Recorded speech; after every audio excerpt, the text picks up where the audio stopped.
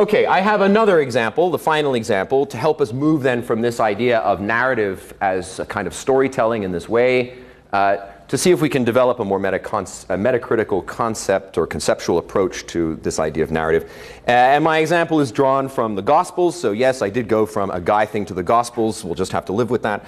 So this is taken from the so-called 4 canonical Gospels. This is what's known as a synoptic gospel tool. This is what biblical scholars use when they do textual critiques or textual comparative criticism of the Gospel. And I want to take just a small example from this known as the 7 last words of Christ. The 7 last words refer to the 7 utterances that Jesus makes while on the cross, taken from the 4 canonical Gospels. Some of you, I'm sure, are familiar with the 7 last words. It's interesting that the 7 are actually the compendium. That is to say, they're all 7 taken across all 4 accounts. But in each Gospel, he actually says different things. So what I'd like to do is to look at the different things that he says. By way of background, very quickly, for those of you who may not be entirely familiar, what we're looking at here, so this is the moment of crucifixion. So Jesus has come to Jerusalem to bring his message to Jerusalem. He goes into the temple and cleanses the temple and pisses off the elders of the temple there. And so as a result of that, they put him on trial. They convoke what's known as a Sanhedrin, which is a Jewish court of law, a Jewish tribunal. And they sentence him to death for the crime of blasphemy. But because they are simply a religious group, they don't have civil authority, they hand him over to the Romans to carry out the death sentence, and so the Romans duly crucify him. So we're looking at here the actual carrying out of the sentence and Jesus' death. So just before he dies, there's this tradition that he says these 7 last words, and what I'd like to do is to review what they are. Just so we're clear, a couple of points that we should note about what the texts are that we're encountering these words in, the Gospel. The Gospel simply means the good news. It is a textual mechanism for telling this particular story. It means the good news.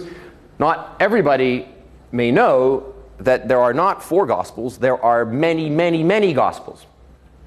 Hundreds, probably, were written.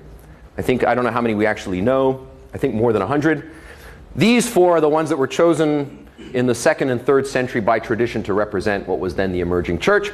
But there is, in addition to Matthew, Mark, Luke, and John, there's a Gospel of Thomas, a Gospel of Peter, a Gospel of Judas, a Gospel of Mary, a Gospel of Magdalene, and so on and so on and so on and so on. So these 4 Gospels fit into this larger tradition of texts that were written to spread the good news. And the other thing that's worth noting is that all of them were written at least 1 generation after the events that they describe. Right? So they are written no earlier than about 75 AD. That's about 40-something years after the events that are being described. And in the case of John, probably 2 generations afterwards. Most scholars think that John was written in the first decades of the 2nd century AD. Okay, with that in mind, let's take a look at our 4 last words. In Matthew and in Mark, we have agreement. Jesus says one thing, and only one thing. He says, my God, why have you betrayed me? Right? That's all he says. Lama sabachthani. In Luke, he says 3 things. First, he turns to the assembled crowd of Jews that have come to watch the sentence being carried out, and he says, forgive them, they don't know what they're doing. Then, and some of you may know this, that Jesus was crucified between 2 common criminals as a way of sort of reinforcing the degradation. So one of the criminals turns to him and sort of says, what's going on? What's your plan? And he says, don't worry, truly I say to you, today you will be with me in heaven. And then finally, just before he dies, he says, Father, into your hands I give up my spirit. So into thy hands I commit my spirit. So those are 3 things in Luke. Forgive them, they know not what they do. Today we'll be together in heaven, and I give up my spirit.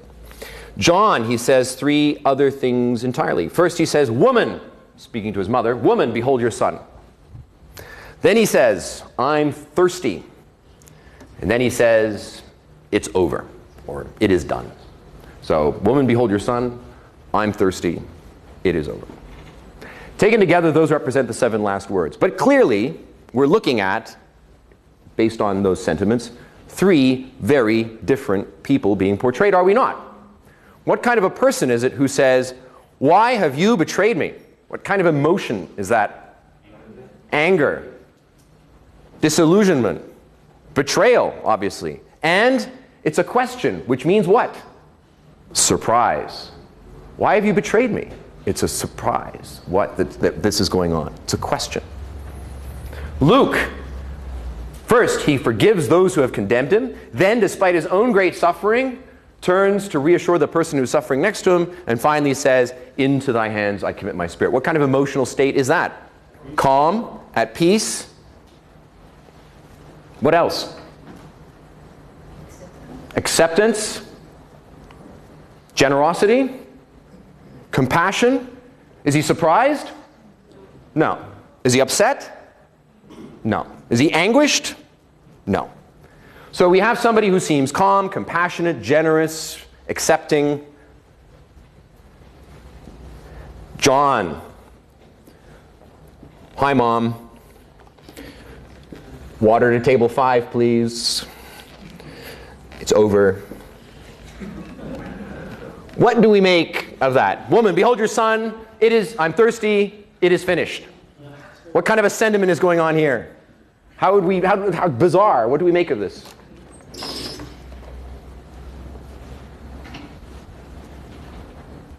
I'm thirsty. Seems like an indifference to the import of the moment.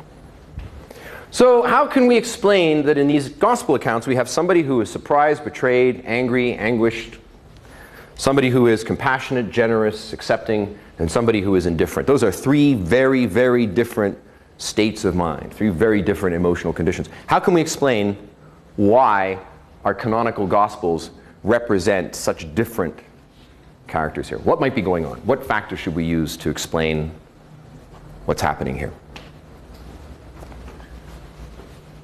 Yeah. Interpretation of authors. Interpretation of the author, okay. Audience. Audience. And why does that matter? Those audiences have different traditions of their own. So this is a different way to explain the gospel to a different people.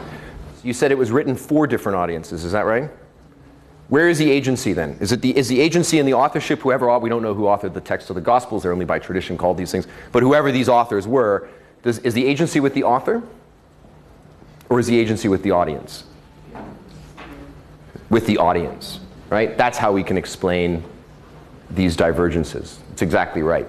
The interesting thing is when we first look at that, what we think is, well, we should look for some kind of explanation for why these authors sought to interpret this event differently. In other words, we would locate the agency with the author. Maybe they heard a different version, maybe they had different sources or information or so on. But in fact, what this actually tells us is a great deal about the audience within which these texts were written. The agency then lies there. And so what we can conclude is Matthew and Mark are what are known as, or the sentiment in Matthew and Mark is what's known as philo-Semitic. It's a sentiment that is reasonable in the context of a community of early Jewish believers. In other words, Jews who subscribe to the Christological moment. And if you are Jewish and you believe that Jesus represents the anointed come to fulfill the initial covenant that your people has made with God, and that instrument of redemption ends up crucified, is that consistent with the God of the Old Testament who's constantly getting angry and smiting things? No. And so the correct or a reasonable expression would be surprise. How is this part of the plan? This seems odd. It doesn't seem consistent with the way in which the promise of redemption laid out in the Old Testament would be fulfilled. In the case of Luke, the suggestion is that this is a text written from within a community of both Jews and Gentiles, people who were, so a mixed community in other words. And that makes sense, so that we have this message of essentially forgiveness and inclusion wrapped up nicely in the idea of the Spirit. And that mattered a great deal. Those of you who know your Bible, those of you who know the Pauline epistolary will know that one of the big problems in the immediate aftermath of the resurrection was, how do you move from what are essentially Jewish observances and practices to a wider belief set or a wider set of customs to be inclusive of people who may not have been by birth Jewish? That mattered in practical terms because there was a law that said you could not enter into a temple if you were not circumcised. Right? Because you were impure. Difficult to go to a 30-year-old male uncircumcised person and say, there's this great new faith out here. I think you should join. Check out the temple. There will be a little snipping first. You can have a very compelling message, but you're going to lose a lot of that compelling message at the moment that actually circumcision becomes a precondition for entering the temple, which is one of the reasons why Paul's letter to the Romans goes on and on and on and on about circumcision and the temple and the fulfillment of the law and so on. And so this idea of inclusion was important in practical terms to bring communities that had vastly different customs together under this one belief set. John, behold your mother, I am thirsty, it is finished. The sense of indifference. It's actually perhaps the easiest of the Gospels for us to explain because it's very consistent with a belief set known as Gnosticism, from the Greek word gnosis, meaning knowledge, G-N-O-S-I-S. And the Gnostics, the Gnostic Christian tradition emphasized the separation of the spirit and the body. One of the things that we find in the Gnostic tradition is that when Jesus was crucified, only his body was crucified, his spirit resided elsewhere. There's a very famous Gnostic gospel that we have in which the crucifixion is narrated or recounted by Jesus himself, standing next to one of his apostles saying, they have my body down there, but my spirit is up here talking to you. So that sense of, I'm thirsty and it is over, that sense of indifference I think is true, because the point being that the spirit that animates the moment is no longer in the shell of the body, and that is essentially a Gnostic view, which means that John was produced from within some kind of a Gnostic or Gnostic-influenced community.